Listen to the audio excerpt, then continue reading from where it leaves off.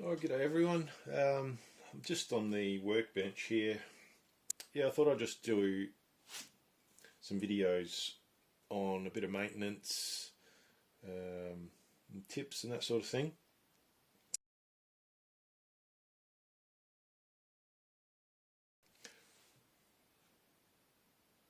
So yeah, if you're not familiar with these, I'll give you a quick run through. I have shown it in some of my older videos, and kind of stopped talking about it because most people would have heard about them by now. But if you haven't, it's basically an audio enhancer. So it does a few things. It doesn't just boost the audio signal.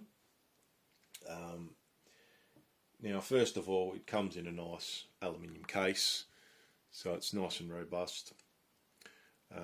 It's got a built-in LiPo battery, which you charge off USB. So they come with the right cable. Now that's the same cable as you charge a lot of wireless headphones.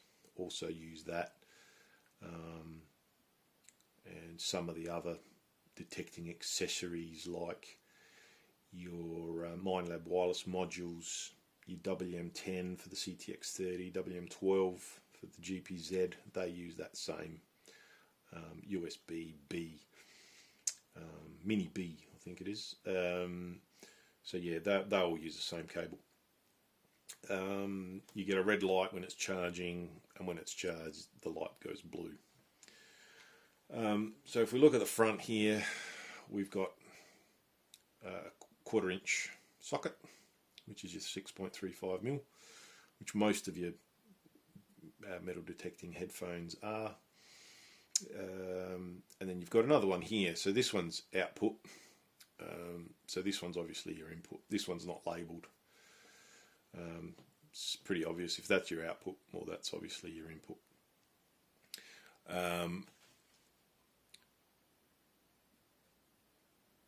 So yeah, your audio signal you get out of your headphone socket on your detector,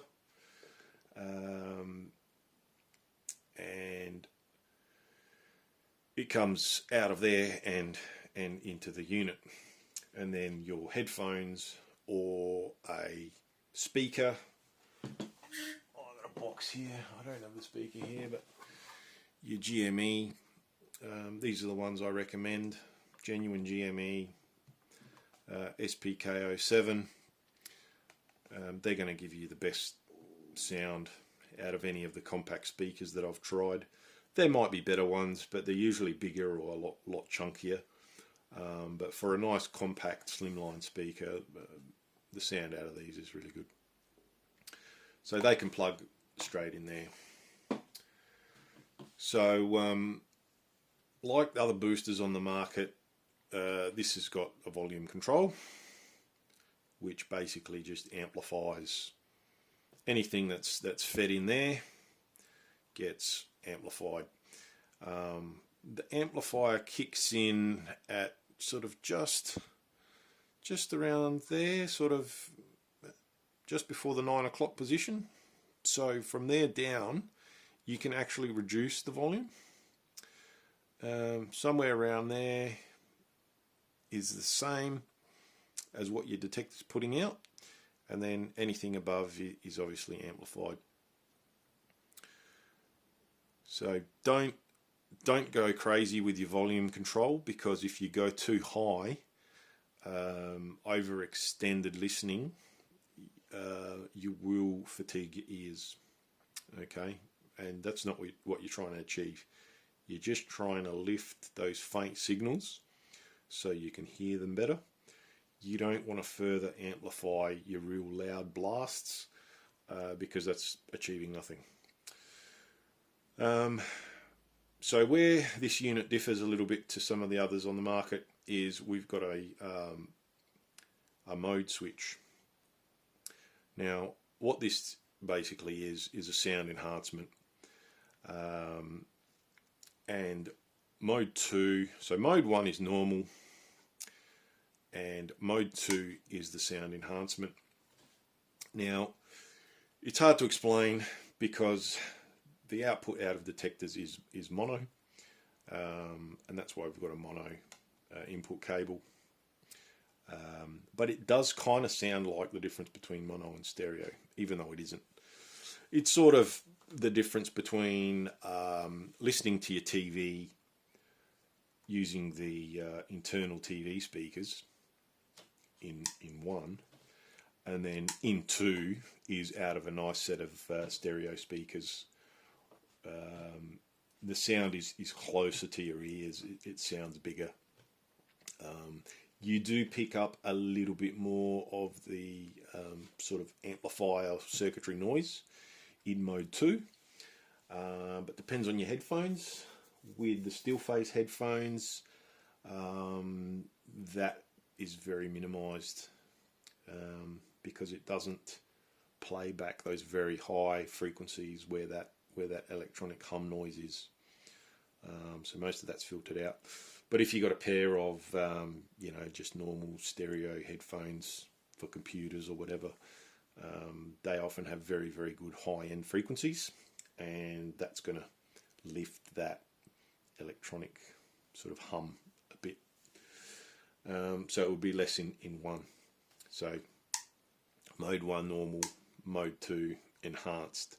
Now, if you're using mono headphones or headphones that aren't properly wired in stereo, they will only work in mode 1, same as a single GME speaker or even duals that are wired in as a mono.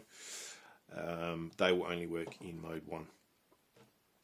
So to take advantage of the mode 2, you really need stereo, properly wired stereo headphones.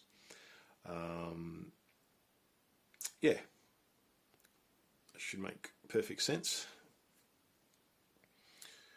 So yeah, volume control. Now filter. It's not really a filter.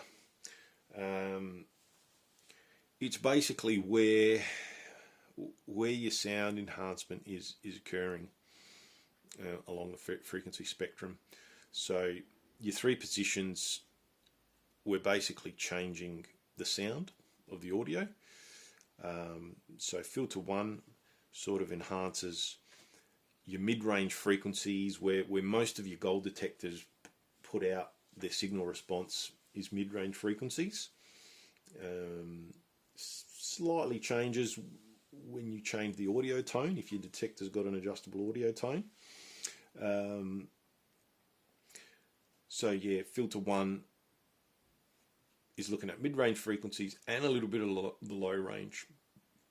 So you do get a nice, if you're going over a deep target, let's say, and you get a nice dipping signal, that will enhance that dipping signal when it goes to a low tone and then comes up. Filter 2 is all about the mid-range. So filter 2 is very clear, very crisp. Yeah, when you're chasing small gold, where you get that nice high-low signal, filter 2 is probably the best. Filter 3 is doing its enhancement in the very low frequencies. So on detectors like the 5000 and the GPZ that have an adjustable audio tone, I'm talking audio tone settings around 30 and below. If people have high frequency hearing loss quite badly, they'll often find that they need very low tones set on your detector, otherwise they just can't hear signals.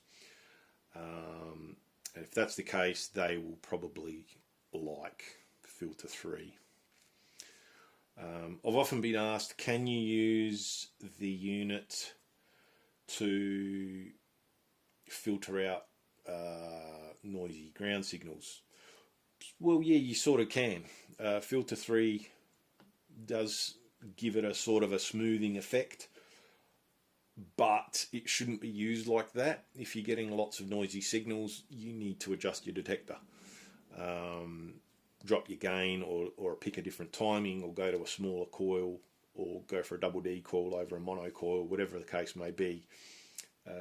Get your detector humming nicely, because if you feed a clean signal into the unit, when you get a faint signal from a piece of gold, hopefully, or any small target, it's going to do a much better job of enhancing that faint signal. Okay, if you feed into this a whole lot of noise, wobbly threshold, it's just not going to do a great job of enhancing it, because you're going to just be enhancing everything, all of the noise, all the unwanted signals, so it's actually going to work against you.